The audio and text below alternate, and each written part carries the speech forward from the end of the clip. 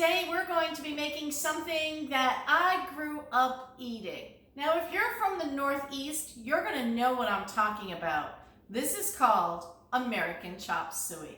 Now, this is one of those dishes that you can make for a large outing, a potluck, to share with friends and neighbors. I'm going to be doing this to share some for a weeknight meal with my neighbors.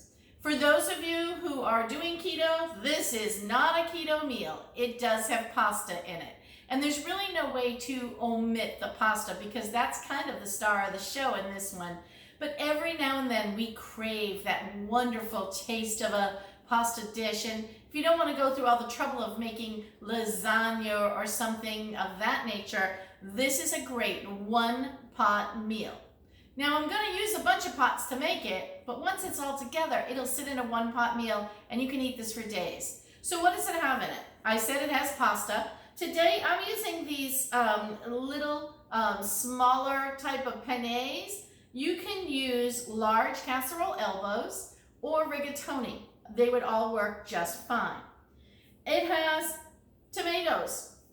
You can use fresh. I have always used the canned tomatoes, but fresh plum Italian tomatoes would be lovely as well if you're someone who likes that real fresh taste of tomatoes. I think the can's fine for this one.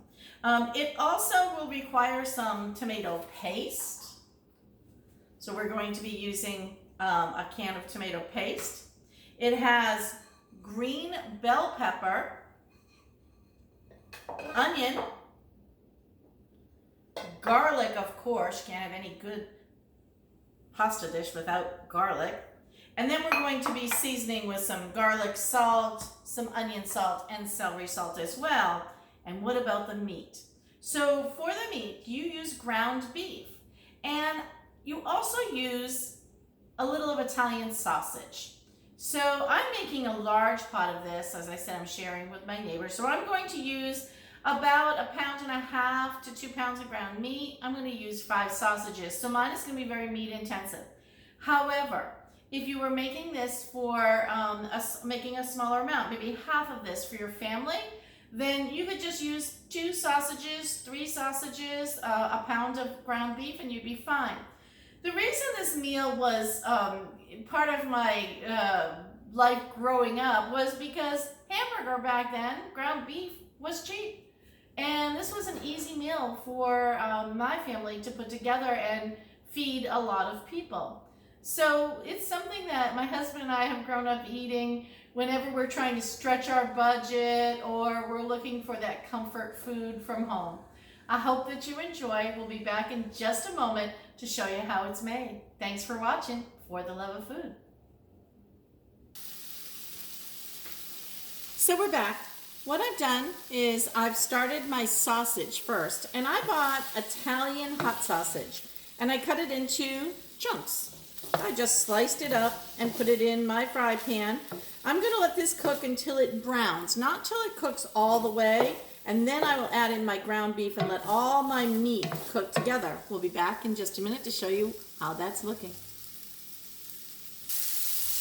So as you can see, my sausages are starting to get a little bit of a brown color on them. Remember, always cook your sausages till they have these nice little brown bits on them. That's what's bringing out the flavor. We're going to be adding in our ground beef now. I'm just going to pull the sausages off to the side. Make sure we've got all that ground bits kind of scraped off the bottom here so nothing sticks.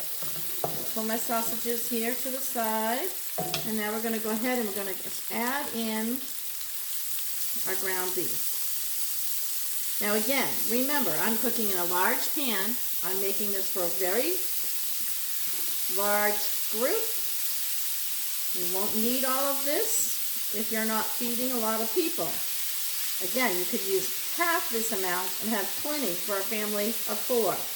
But my husband will tell you, I don't cook that way, right? I cook for the neighborhood. That's kind of how it works. I like to cook for everyone. Now, I might not even use all of that ground beef. I'm looking at that. I might see how that starts to shrink down. This is an 85% lean, so it shouldn't shrink down too much. But if it looks like it's shrinking, I'll add in the last little bit of this. If not, we'll make a burger out of that and put that aside, right? So no waste. Be back in just a moment. So I wanted to show you a little something here as we're cooking. Notice all the grease that's in the pan, right? We don't want this grease to end up in our dish that we're making. We're just going to set that aside for a minute. What we want to do is we want to start cooking our peppers and onions. Notice that I reserved some of the liquid from the meat mixture that I made. And then we're just going to drop in some roughly chopped peppers.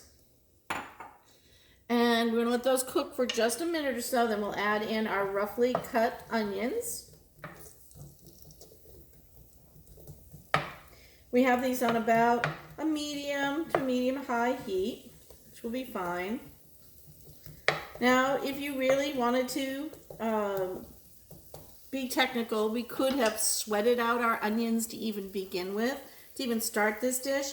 But this dish has so much flavor in it that I'm not even going to worry about it. What we will do is we will also add into this pan our garlic, but we never want to add the garlic until we have everything almost already cooked, because garlic doesn't take that long. And if you don't want to overcook it, because then you have a burnt garlic, and burnt garlic is bitter. So if you're a beginner cook and you're just learning about, adding flavor and cooking garlic, you always want to make sure that you don't burn your garlic. It'll wreck your dishes. All right, so you can see my peppers are just starting to cook. We give them just another second here, and then we'll go ahead and we will drop in those onions. There we go. Let's go ahead and add our onions in. I'm going to spread them around.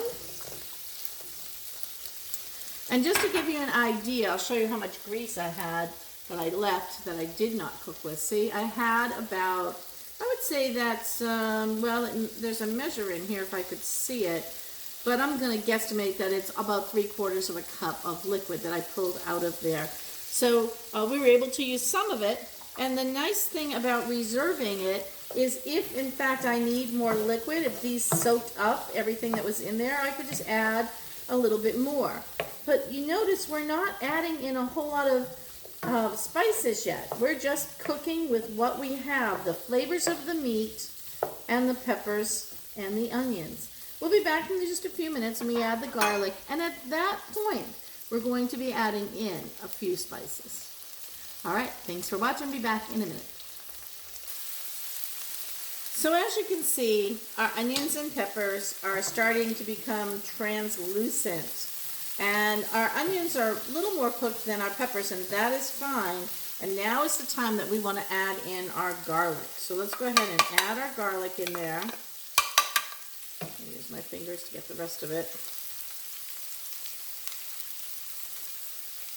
And to give you an idea, that was about 2.5, maybe 3 cloves of garlic. And we don't want that garlic to burn. We're going to turn our heat down ever so slightly.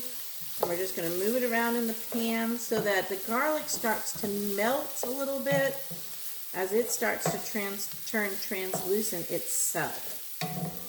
And again, I always say, I wish we had smell-o-vision because this smells fabulous. All right, so here's where we can start to think about some spices for this. So up until now, I've added no salt, no pepper, right? We'll do that in our pan.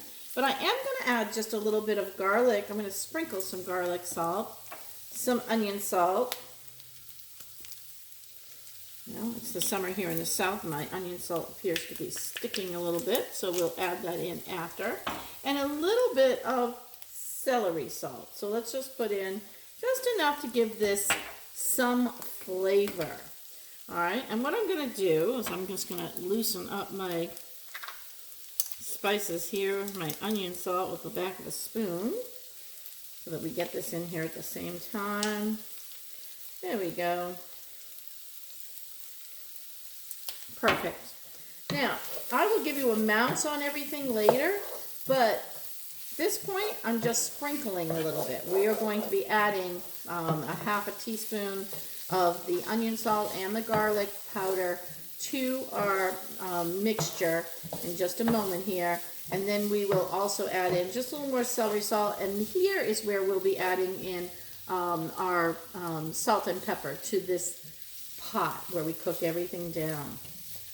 Once I am satisfied that my vegetables are par cooked and my garlic is smelling like it's talking to me here, right? The garlic is making its presence known in my dish.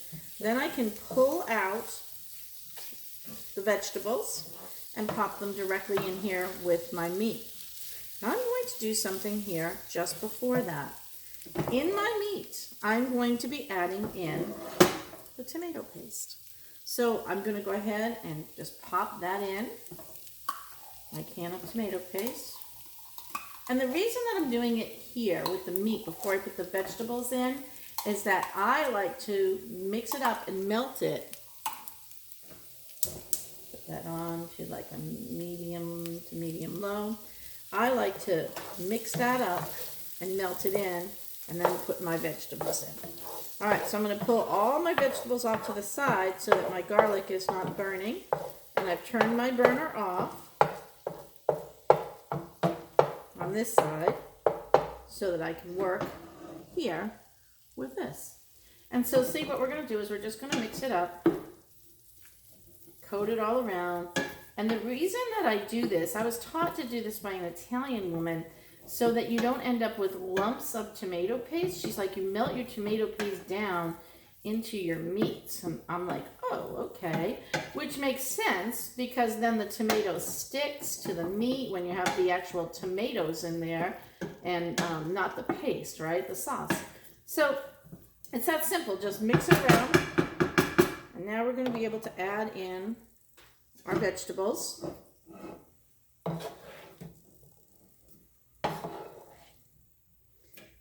Normally I would pick them up and just pour them in, but I'm trying to give you the idea of how pretty this starts to look as you're adding them in. All right, we'll be back in just a moment to go ahead and add in the spices and our tomato sauce. And this dish is almost done. All right, here you can see my meat to vegetable ratio. I told you this had a lot of meat in this dish. Again, you don't need to do this much, but I was doing a lot of pasta. And now it's time for us to go ahead and add in our spices. So what I want to do is I want to add in, and I'm not going to measure, but I'm going to tell you what this is. This is going to be about a half a tablespoon of garlic powder. About a half a tablespoon of onion powder, and about half a teaspoon of celery salt. And as always, salt. That's about a tablespoon. You can add more to taste as we go along. And pepper. Now, I like fresh ground pepper. You do not have to use fresh ground for this dish. Using pepper from the that's already pre-ground is absolutely fine because all of these flavors are going to be cooking down for quite some time. All right, so now we got to get our tomatoes in. So let's talk about the tomatoes. So I buy the whole tomatoes. This dish calls for the whole tomatoes. I pour off the sauce. This is the way I was taught to do it. Get that sauce in that pan before anything burns. And then I squish my tomatoes by hand. I just make a fist and drop my tomatoes in. This is a messy one. If you are doing this in a shallow pan, be aware you're going to make a mess. That's why I use a very deep pot to do this. And it's okay in this dish if somebody ends up with a little piece of tomato like that, right? If somebody ends up with that in their dish, that just adds to the flavor and the whole rusticness of this dish. All right, so there's one can. Let's go ahead and add in the second can. And right now you're probably thinking, wow, that's a lot of juice, right? That's a lot of tomato. But once I add in the macaroni, the penne that we're using, you're going to see that it will absorb a lot of this juice. I have used some pennes that require you to go back, or some pastas that require you to go back and add in some more tomato. So remember, more is always better than less. So if you're buying ingredients specifically for this dish, you might want to buy an extra can just to have it on hand. And now I'm going to mix this all in. So it's got my flavors, it's got all my meat, it's got all the spices, and we're just going to let this cook for a little bit and kind of come together. I'm going to rinse my hands, and then we'll be back when we think it's time to add the pasta. I'm not going to add the pasta right away because I don't want it to become mushy, but I am going to add it in plenty of time so that pasta starts to absorb the flavors. All right, we'll be back. Thanks for watching For the Love of Food. We're back. So this is what your dish should look like when it's finished. This is a very family-friendly one-pot meal. Thanks for watching For the Love of Food. We're going to show you a plated product. We did the plated way, just a little bit different, so that you can kind of see all the ingredients in it. Again, we really appreciate you watching For the Love of Food.